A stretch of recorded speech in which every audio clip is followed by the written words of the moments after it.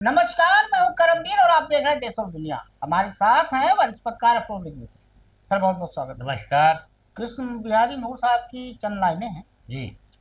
कि आग है, पानी है, मिट्टी है, हवा है मुझ में। आग है, पानी है, मिट्टी है, हवा है मुझ में, और फिर मानना पड़ता है खुदा है मुझ में।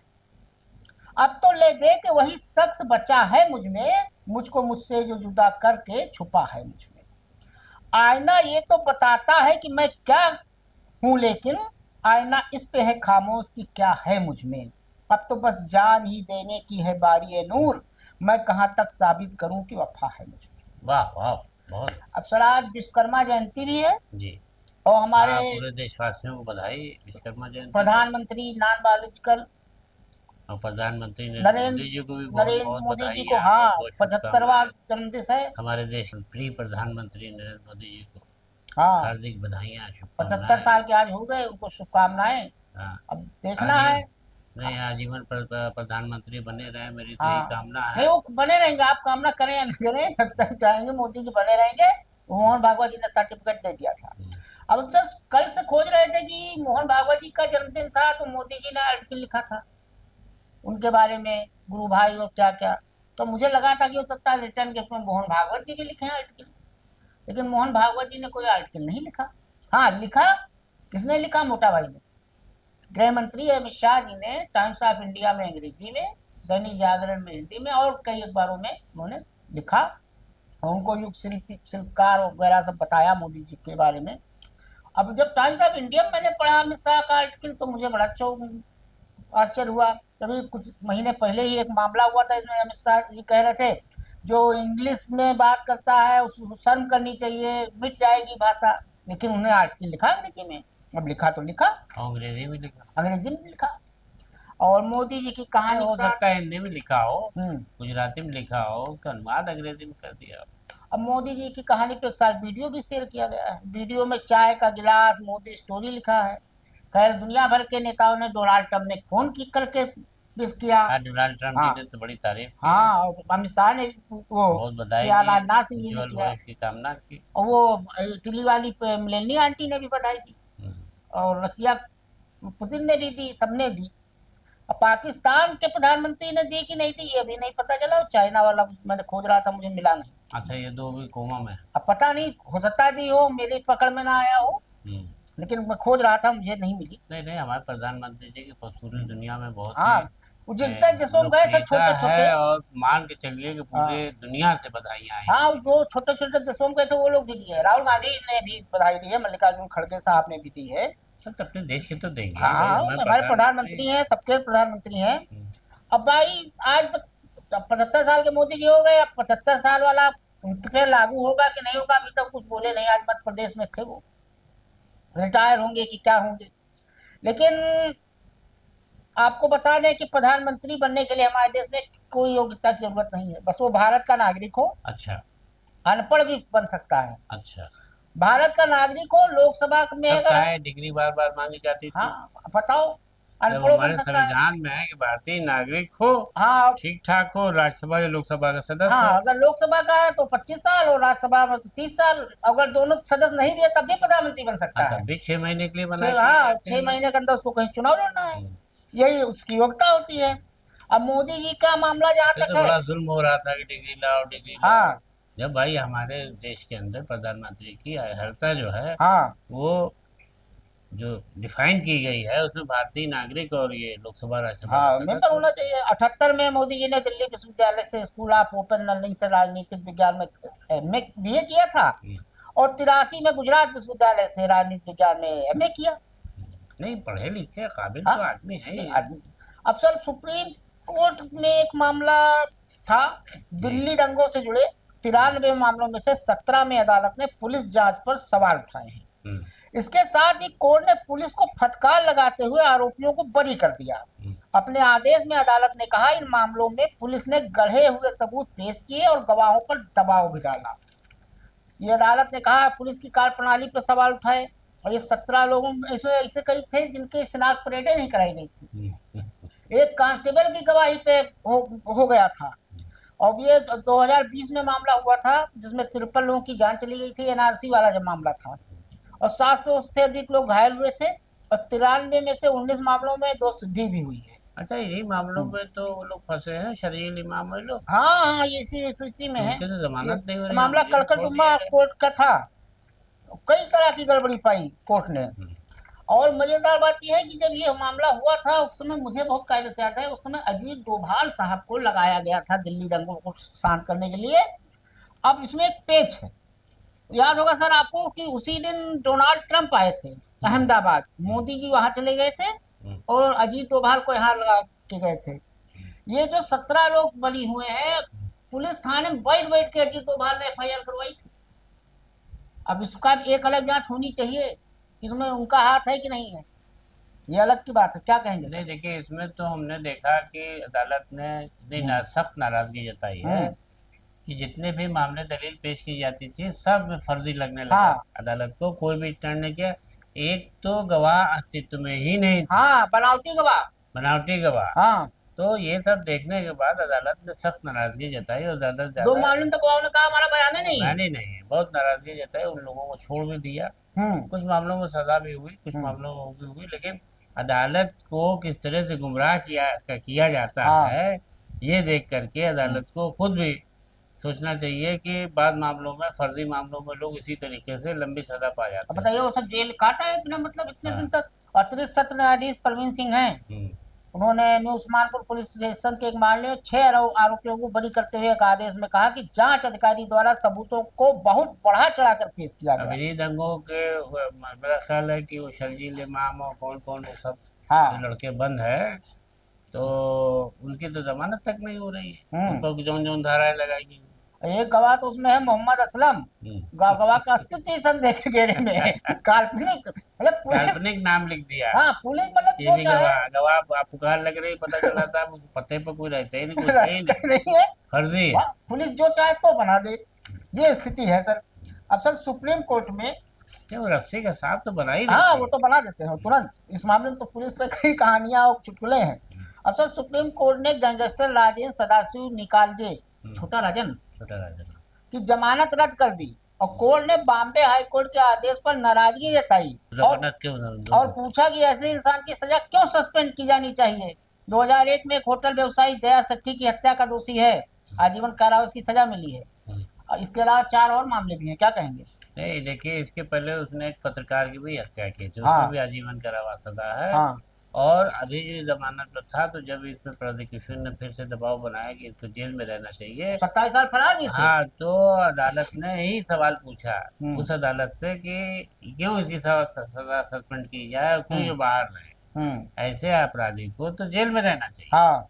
तो इस तरीके से छोटा राजन जो मामला है, 71 मामले हैं टोटल। 71 मामले, 27 साल से फरार था। हम्म, अरे भाई, दाऊद का दाहिना हाथ था वो। पहले हाँ, फिर बाद में दाहिना दुश्मन हो गया। दुश्मन उश्मन क्या, तो खेल बदलता रहता है। हम्म कब कौन ऊपर है कौन नीचे। वो दाऊद का भाई अनीस था, वो भी चाहता था हम्म कि हम आगे आए। हम्म तो छोटा राजन को महत्व ज्यादा देते थे हम्म दाऊद दाऊद इब्राहिम। तो वो खेल था, वो कोई बात नहीं है, वो तो अब सर सुप्रीम कोर्ट से ही एक और मामला है। हम्म, मंगलवार को कहा कि शादी धार्मिक कार्य नहीं है सुप्रीम कोर्ट ने, इसलिए विवाह के लिए मंदिर में दान दिए धन का इस्तेमाल नहीं किया जा सकता। यह मद्रास हाई कोर्ट का मामला था। कोर्ट ने कहा कि मंदिरों के फंड से मैरिज हॉल नहीं बनाया जा सकता, ये कोई सरकारी फंड नहीं है। मद्रास हाई कोर्ट ने 19 अगस्त को मंदिर के फंड से मैरिज हॉल बनाने की अनुमति देने वाले सरकारी आदेश को रद्द कर दिया था। नहीं तो ये मंदिर जो है सरकार के अधीन है। नहीं, यह जस्टिस विक्रम नाथ और संदीप मेहता की बेंच सुनवाई कर रही थी और अश्लील गाना वाना बजाया जाता है उसमें। और मंदिर जो है, मंत्री जी एक है तमिलनाडु के, उन्होंने मैरिज हॉल बनाने की घोषणा की थी कि हिंदू धार्मिक और धर्मार्थ बंदोबस्ती विभाग के मंत्री पीके शेखर बाबू का बयान का भी जिक्र किया गया था। 27 मंदिरों में 80 करोड़ रुपए के मंदिर फंड से मैरिज हॉल के निर्माण की घोषणा की गई थी विधानसभा में बजट भाषण के दौरान। तो ये लाजमी बात है, ये मंदिर तो अब निजी ही होंगे, सरकारी नहीं होंगे, सरकार देना चाहती होगी। तो पता नहीं कि हो सकता है सरकार ने अपना कुछ अंश दिया हो हाँ।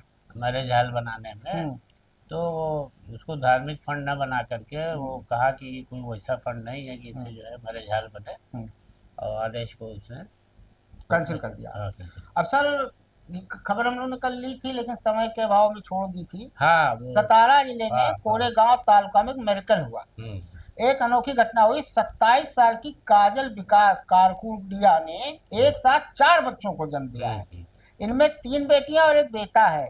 इससे पहले काजल को 5 साल पहले 3 जुड़वा बच्चे हुए थे। हैं, 3 जुड़वा बच्चे। यह मुश्किल डिलीवरी सिजेरियन सेक्शन से की गई। माँ और सभी बच्चे स्वस्थ हैं। क्या कहेंगे सर? आप देखिए एक साथ 7-7 8-8 बच्चे घर में किलकारी भरेंगे। हाँ, राजमिस्त्री है इसके पति।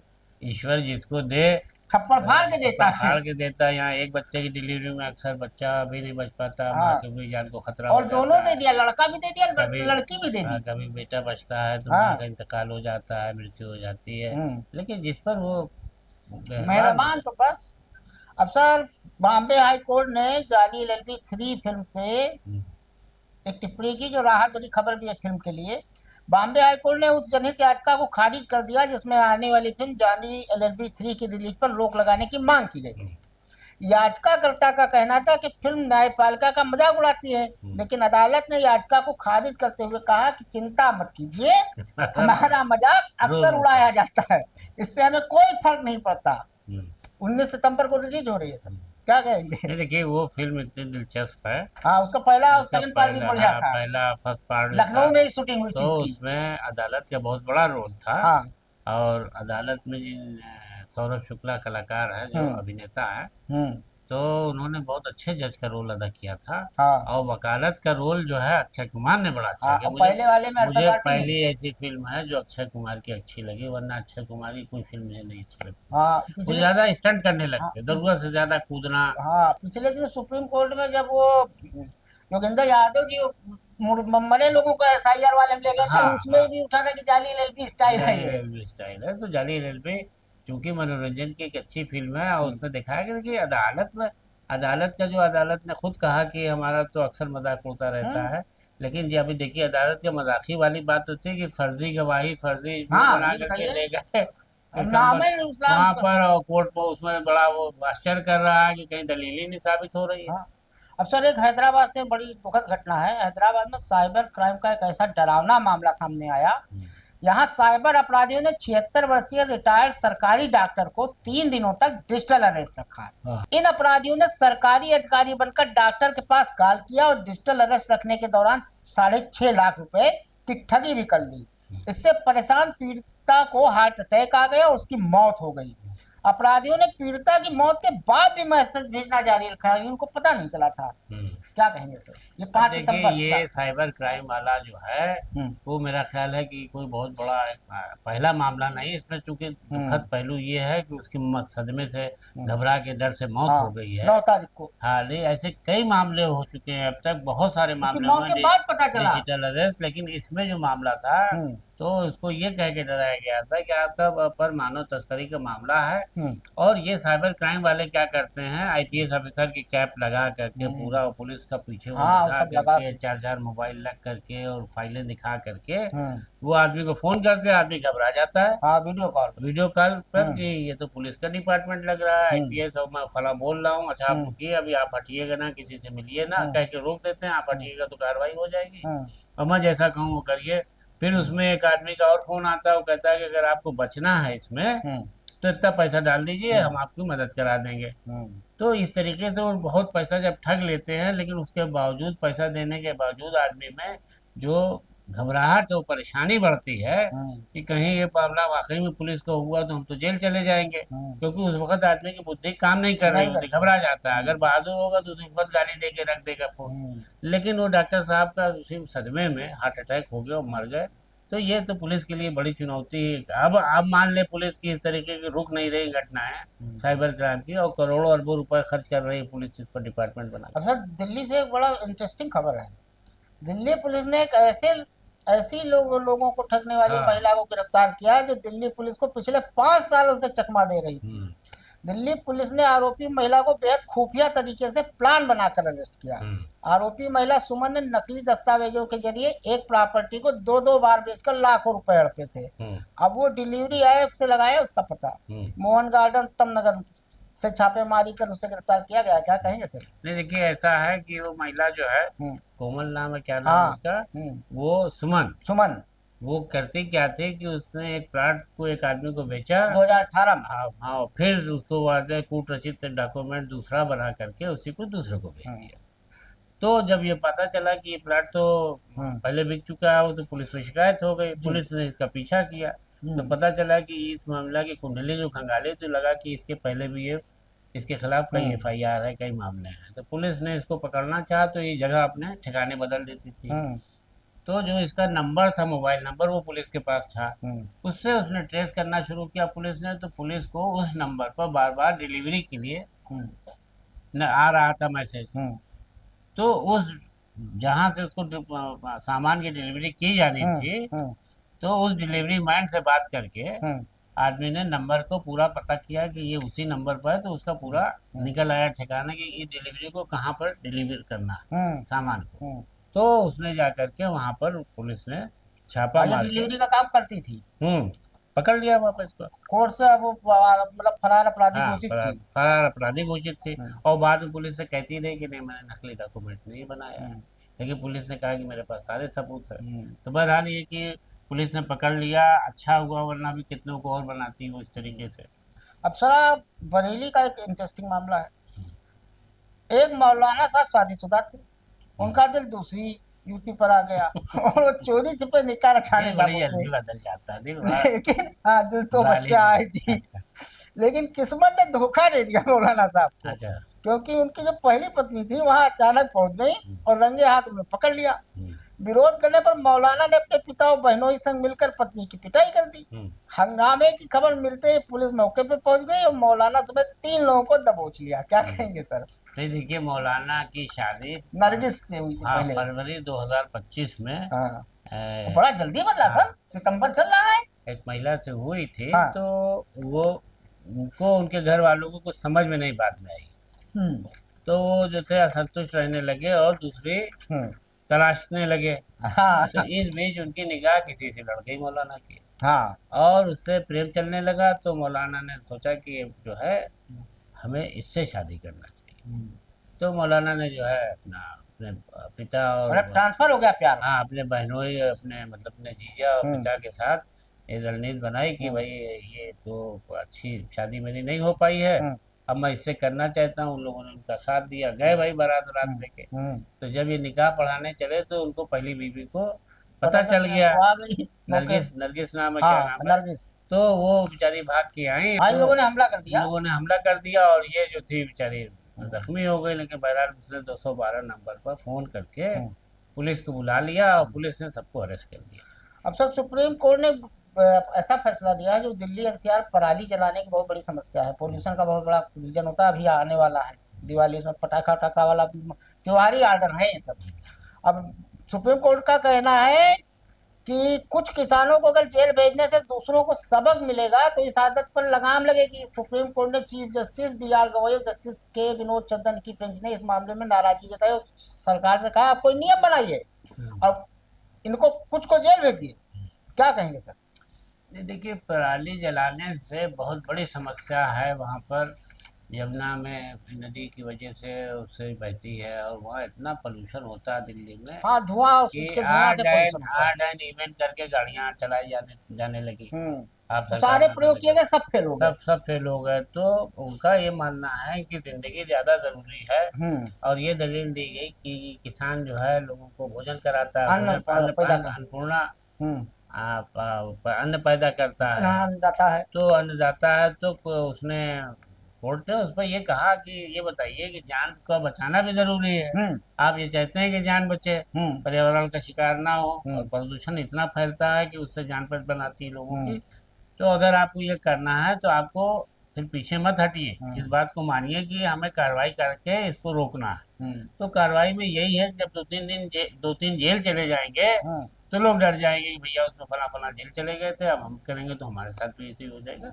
तो कोर्ट का ये नजरिया है कि एक बार सख्ती से कदम उठाया जाए तो ये रुक पाएगा पराली जलाने का। तो अब पराली क्या है, लोग जान जाएंगे खेत में जो खूटी और वो सब बचता है कचरा धान का फसल गेहूं काटने का। के बाद, तो वो किसान कुछ पहले काट के निकाल के ले जाकर फेंक देते थे। हम्म, अब क्या है, उसी खेत में जला आग देते लगा हैं। देते हैं। तो 2-2 3-3 दिन तक धुआं हाँ, पूरा धुआं फैलता काला काला रहता है, धुआं फैलता होता है। रहता है, तो उसको ही पराली कहा जाता है, जलाना। तो चलते चलते बस दो लाइन है कि नींद ना आए तो भी सो जाया करो, नींद ना आए तो भी सो जाया करो, जागने से बिछड़ने वाले लौटा नहीं करते। आज के लिए इतना ही, धन्यवाद।